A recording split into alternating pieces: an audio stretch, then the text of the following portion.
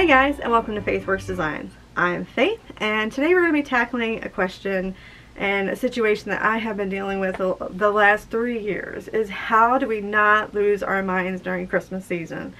Especially when you're a small business owner and you are the only employee. How do you keep your wits about you? So that's what we're going to be tackling today. So let's get started. Alright, so the very first thing that I'm going to suggest is I sat down and figured out, okay, what is the big stressor? How can I change something this year so that I'm not so stressed out before Christmas? And I was doing my special order video, and I realized as I was kind of writing the script out and thinking about it, the biggest stressor I have around Christmas is trying to pop out special orders. Then I did the batch sewing video, and I was thinking about the fact that it would be really good to be able to just focus on batch sewing and get the store, you know, nice and stocked up, get enough stock for my Facebook page and everything just stocked up so that I could concentrate on special orders later in the year and not be so stressed out. So what I did was I took the whole entire month of October.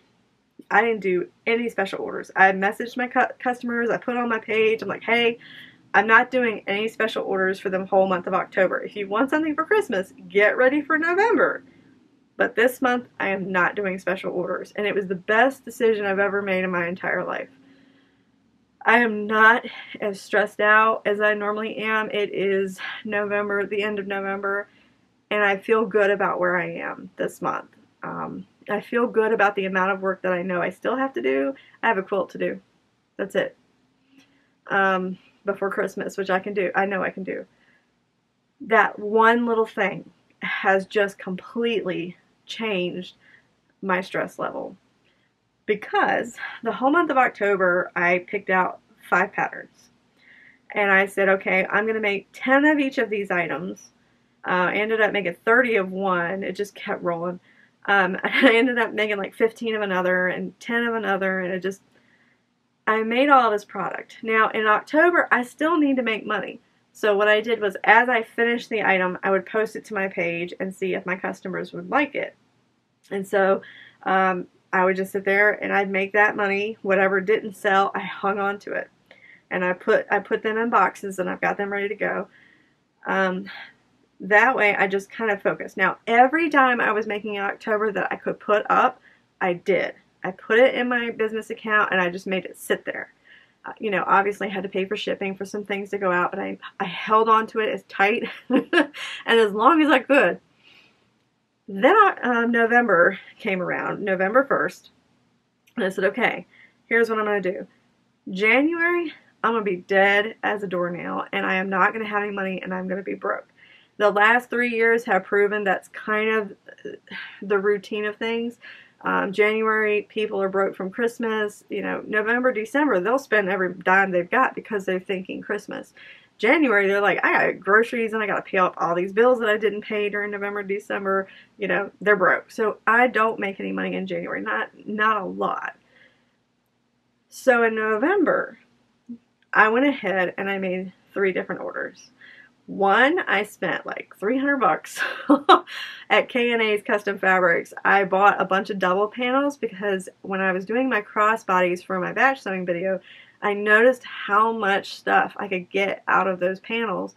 And it's a video idea. I'm coming up with 10 panels in 10 days and how much stuff I can make. That's coming. Then the second place that I went is hardware. So I went and I spent another $300 on hardware. Nothing but hardware. What do I use? The swivel clasps, D-rings, O-rings, you know, just I bought as much as I possibly could so I'd have it for later.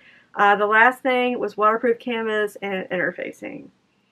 I still have a ton of vinyl and stuff like that coming. I ordered some vinyl at K&A's. Like I have stuff laying around. So I've got all of that order. Now, Faith, why did you buy everything November 1st when you know you're not going to get it till December, the middle of December, I think? All these places I order from, they take about 6 to 8 weeks to get everything in. So it's going to be mid-December before I get everything in. Why did you do that? January I'm broke.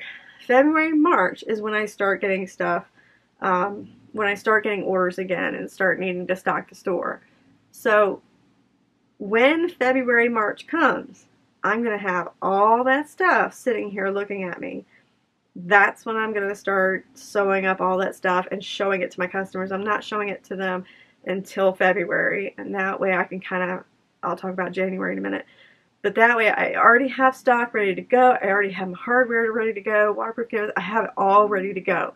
January, I'm not making any money, so I will not have the money to buy all of that stuff then. I did it in November so that I already have everything ready to go. That right there, those two things that I did, I feel so less stressed. I know it's going to be coming. I know that I'll have it, and I won't have to figure out, okay, where's this money going to come from so that I can have something new for my customers. It's already on its way. December, what I ended up doing for October, November, because November 1st took like every dime I had. I am not going to lie. November, everything that I made in November, I ended up putting that up as well. I ignored all of the, oh my good gracious, ats on Facebook. You know, the at everyone. I know there's a way that you can turn that off, but I have no clue how to do it. I ignored every single one of those. I didn't leave somebody's page because they did it. I know they're hustling just like I am, but it was really annoying. So I ignored all of those. I ignored all of the Black Friday ads. I ignored everything because I pre-planned this year. I am not stressing this year. I am so relaxed. I am not stressing. So I went ahead and decided what I wanted to do for my kids. We have become a consumer society where we feel like if our kids don't have the latest and greatest and we spend the most, if they have the biggest pile of presents, that we are the worst parents on the planet because we didn't have stuff as a little kid. So we're kind of putting that on our kids and giving them more presents. You know what I'm talking about.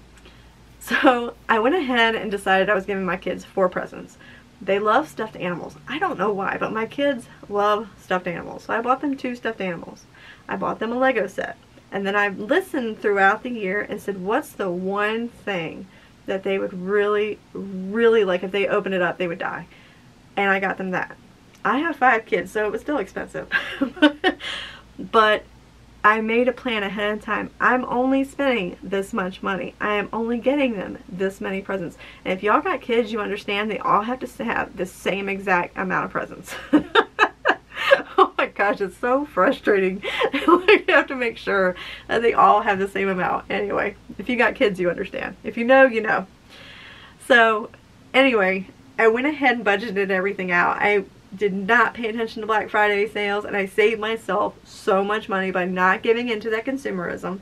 And at the end of November, I've still got $400 in my like savings business account because I didn't give in to all of that. And that's what I'm going to encourage you guys to do right now. It's December 1st. You still got some time before Christmas where you're going to feel like, oh, I got to get so-and-so a present. I got to get so-and-so a present. Don't do it. Make them something.